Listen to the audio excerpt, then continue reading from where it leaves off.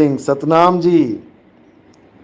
जो ब्रह्मंडे सोए पिंडे जो खोजे सो पावे, इसका आप अनुवाद करो। देखो, बात बिल्कुल सत्य है। जो पिंडे सोई ब्रह्मंडे और जिन खोजा तिन पाया,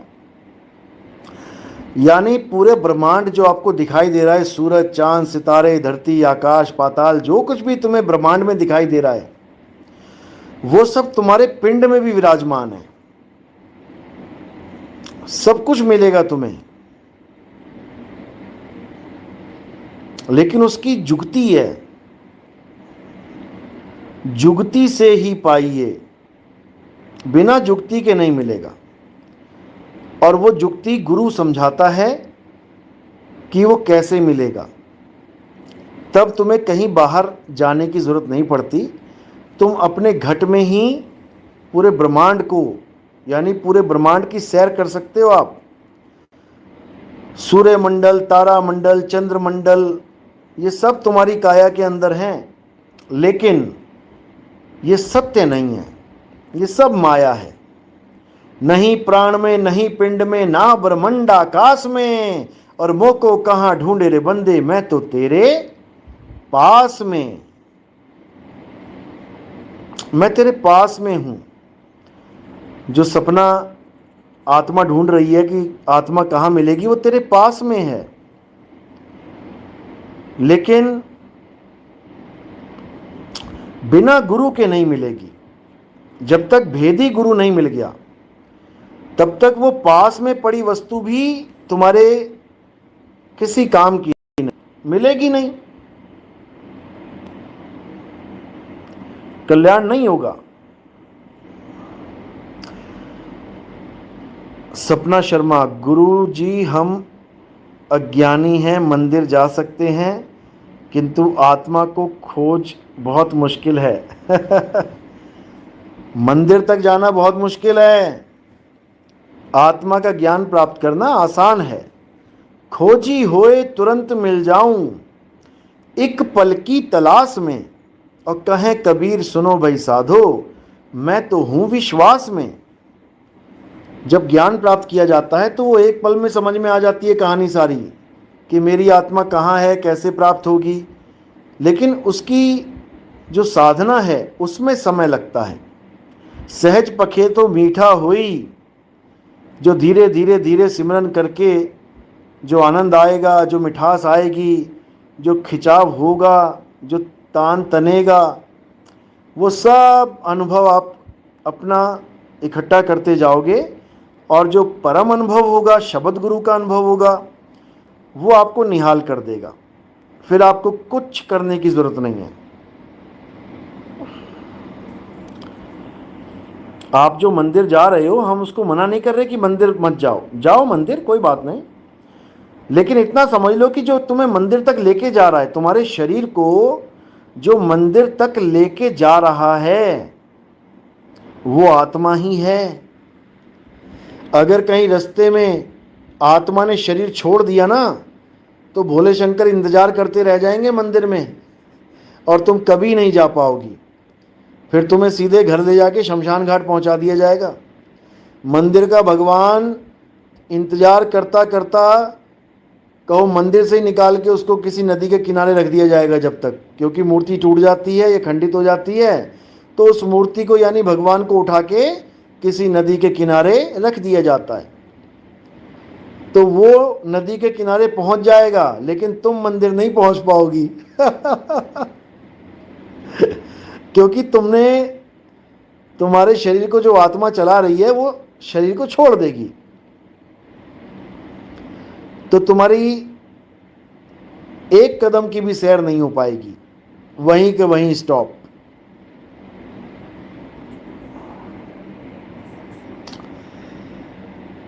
देखो जी, हम किसी की थ्योरी नहीं मानते, हम आत्मा की थ्योरी मानते हैं, हम आत्मज्ञान को मानते हैं।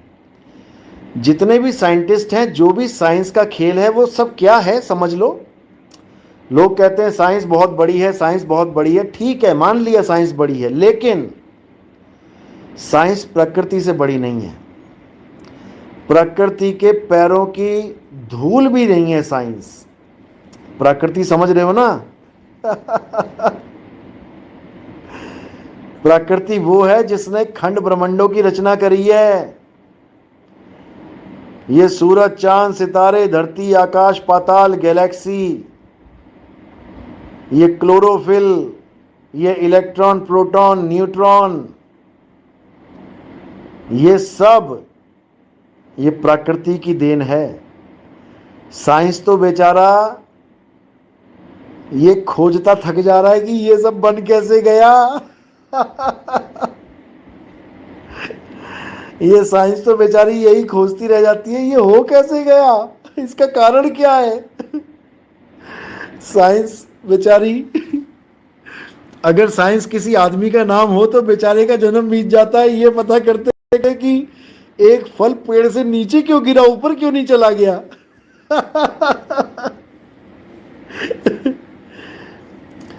समझे? प्रकृति फल को पेड़ से नीचे जमीन पे गिरा रही है और साइंस ये ढूंढता फिर रहा है कि यार ये नीचे क्यों गिरा, ये ऊपर क्यों नहीं उड़ गया। यानी जो ग्रेविटी साइंस, जो ग्रेविटी प्रकृति बना के बैठी हुई है, उस ग्रेविटी की खोज करता फिर रहा है साइंस कि ये हो कैसे गया। तो भैया कौन बड़ा है? और तुम्हें यकीन नहीं होगा कि जितनी समुद्र में रेत है, जितना समुद्र में रेत है, उस रेत में से एक कण उठा लो और उस एक कण के भी करोड़ हिस्से कर डालो, जितना हिस्सा तुम्हारे हाथ में आ गया ना वो भी बहुत बड़ा है। आज तक साइंस ने उतनी ही खोज कर पाई है। अब समझ लो कि प्रकृति और साइंस का क्या मेल मिला है। अभी परमात्मा का जिक्र नहीं किया मैंने।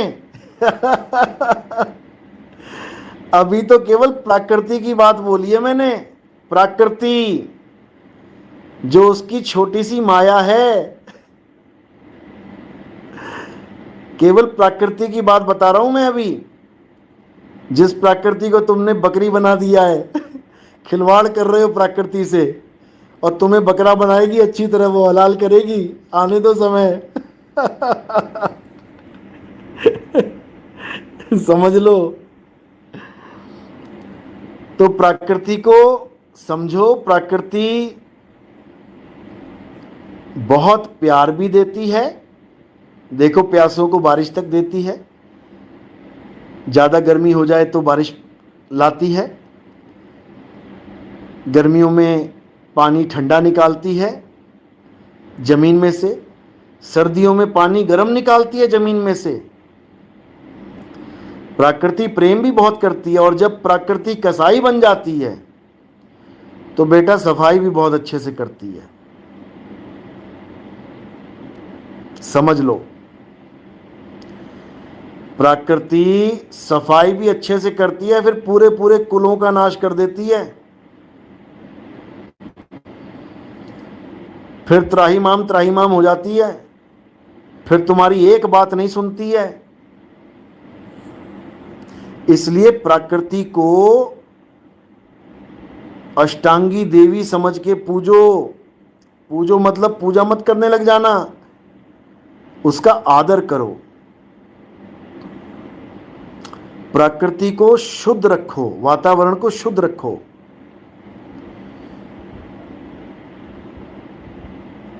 अगर तुम प्रकृति से कुछ लेना जानते हो तो प्रकृति को देना भी जानो।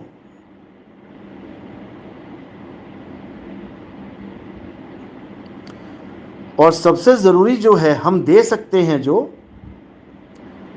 वो है वृक्षारोपण।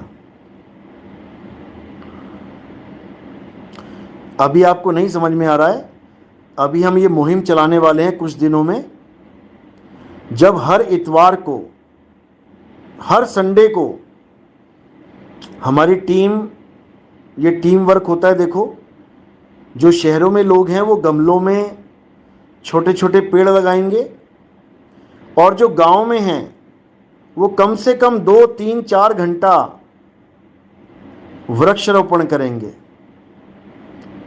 चाहे वो सड़क के किनारे करें, चाहे वो अपने गांव में अपनी ज़मीन पे करें। 8, 10, 12 पेड़ लगाएं, कोई बात नहीं। 3, 4, 5 महीने अच्छे से पानी दें उसको, थोड़ा बड़ा करें और उसके बाद कहीं पर भी जहाँ अच्छी जगह लगे उसको लगा दें। वहाँ से उखाड़ के मिट्टी समेत उसको कहीं और रोपण करें, तो वो 100% अपनी जड़ें जमा लेगा, क्योंकि पेड़ बड़ा हो गया है, अब उसे खतरा भी नहीं है। थोड़ा बड़ा पेड़ हो जाए तो कोई पशु अगर उसके पत्ते खा भी ले तब भी वो पेड़ सरवाइव करता है, नए पत्ते उगा लेगा। लेकिन जब छोटा सा पौधा कोई खा लेता है तो वो सूख जाता है।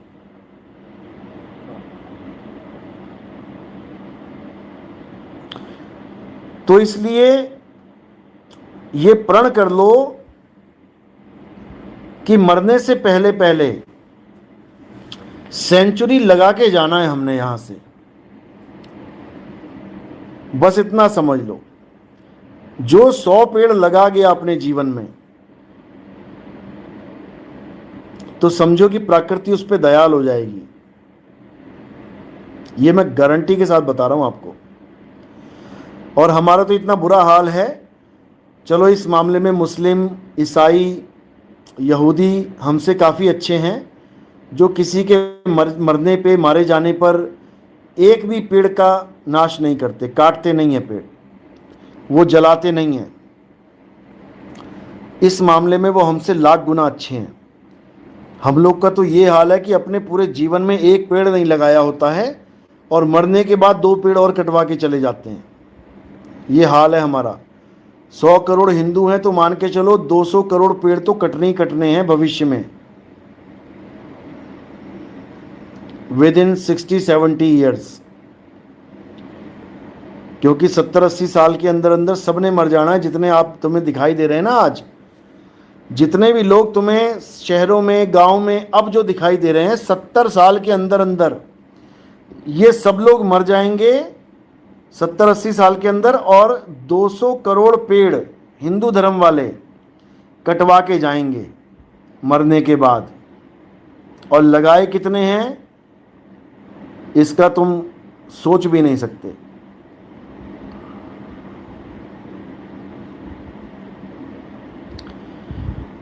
इसलिए हिंदू धर्म वाले अगर संकल्प ले लें कि पहली बात तो हम अपना शरीर जलाएंगे नहीं। हम क्यों जलाएं? शरीर जलाने के लिए नहीं बना है भाई, शरीर जलाने के लिए बना ही नहीं है। शरीर मिट्टी है, मिट्टी को मिट्टी में मिलाओ, कोई प्रॉब्लम नहीं होगी। मिट्टी को मिट्टी में दफन करो। अब कोई कहेगा हमारे धर्म में तो दफन नहीं किया जाता। अरे भाई, बड़े बड़े साधु संत देखो समाधि देते हैं उनको, जलाते नहीं है उनको, क्योंकि तुम्हें डरा रखा है। क्रियाक्रम नहीं होगा, आग नहीं लगाएंगे तो भूत प्रेत बन के घूमोगे। वो बाबा जी भी तो समाधि में, समाधि दे दी उनको, जमीन में गाड़ दिया बाबा जी को। हिंदू धर्म में थे, संत थे।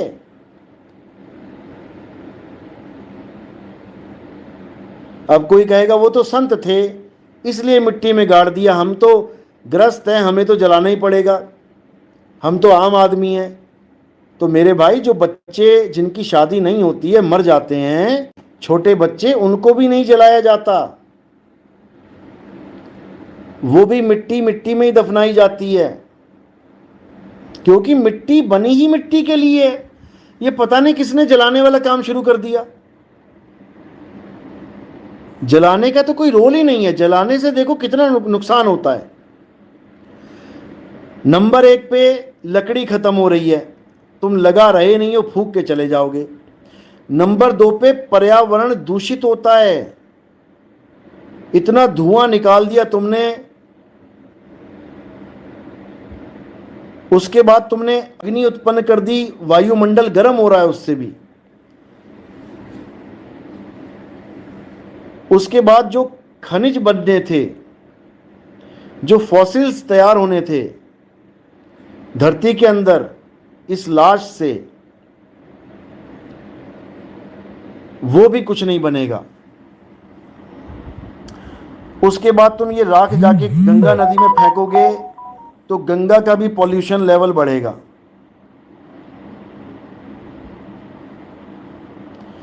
मतलब हर तरफ से मरा हुआ इंसान तबाही मचा के ही जाएगा। तो क्या करना है?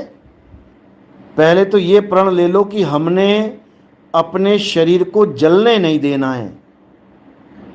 तुम्हारा मोबाइल खराब होता है तो तुम जला देते हो क्या? तुम्हारा मोबाइल खराब होता है तो तुम उसके पार्ट्स किसी और मोबाइल में यूज कर लेते हो। अगर तुम्हारा शरीर जलाने की जगह अगर दान में दे दिया जाए तो तुम्हारी बॉडी के जो पार्ट्स हैं वो उन लोगों को मिल जाएंगे भाई जो जीवन मृत्यु से जूझ रहे हैं। तुम्हारी किडनियां, अच्छी खासी किडनियां, एक्सीडेंट हो गया, किडनियां बिल्कुल सही सलामत हैं, 5-6 घंटे के अंदर इसको अच्छे से निकाल लिया जाए तो बहुत बढ़िया वर्क कर रही हैं, किसी के भी लगाया जा सकता है।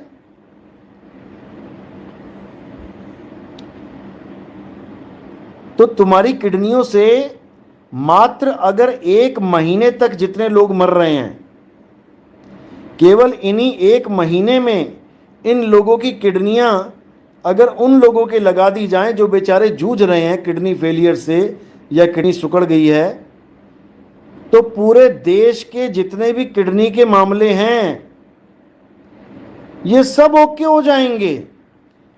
और जो बड़े बड़े रैकेट चल रहे हैं किडनी ट्रांसप्लांटेशन के नाम पे, ट्रांसप्लांट के नाम पे, 5 लाख लाओ, 10 लाख लाओ, ये सब खत्म हो जाएगा मामला। इतनी किडनियां हो जाएंगी, इतनी किडनियां हो जाएंगी कि किसी को किडनी के फेलियर से डर ही नहीं लगेगा। अब ये नहीं कि बेवड़े बन जाना, फिर जहां 4 पैग लगाते थे वहां 40 पैग लगाने लग जाना कि किडनी तो मिल ही जाती है, क्या दिक्कत है। तो ऐसा काम भी नहीं करना। लेकिन अगर किडनी वालों को मिल जाए, आंखें अंधों को मिल जाएं, तो मैं गारंटी के साथ कहता हूं कि 1 साल के अंदर भारत देश से सारे अंधे, सारे किडनी फेलियर, सारे लीवर को पकड़ के बैठे हुए हैं जो, और भी कई ऐसी बीमारियां या ऐसे अंगों की बीमारियां, 1 साल के अंदर इंडिया इनसे मुक्त हो जाएगा। 1 साल के अंदर। लेकिन जागृति लाओ, लाशें मत जलाओ, मत जलाओ, मत जलाओ। इसका सदुपयोग करो। तुम्हारी किडनी फेल हो जाए तो तुम्हारी रातों की नींदें उड़ जाएंगी। तुम गली गली भटकोगे, भगवानों से दुआ करोगे, मंदिरों में भटकोगे, भगवान या तो मेरी किडनी ठीक कर दो या कोई किडनी दान कर दे मुझे। तुम तड़प रहे होगे क्योंकि अभी नहीं समझ में आ रहा तुम्हें। जब हो जाएगी ना तब समझ में आएगा कि तुम्हारी किडनी की कितनी बड़ी वैल्यू है, जिसको तुम आग के हवाले कर देते हो। मूर्खतापूर्ण कार्य है ये, महामूर्खतापूर्ण कार्य। फौजियों की कोई किडनी फेलियर है, पेशेंट है, कोई आंख में गोली लग गई या कुछ भी ऐसा हो गया, आंख से कुछ प्रॉब्लम हो गई, कोई बम फटा, कान के पर्दे खत्म हो गए, आंख से दिखना बंद हो गया, या कुछ भी ऐसी दिक्कत है, तुम्हारे एक बॉडी से कम 5 फौजियों को बढ़िया जीवन मिल सकता है। तो क्यों ना हम दान करें।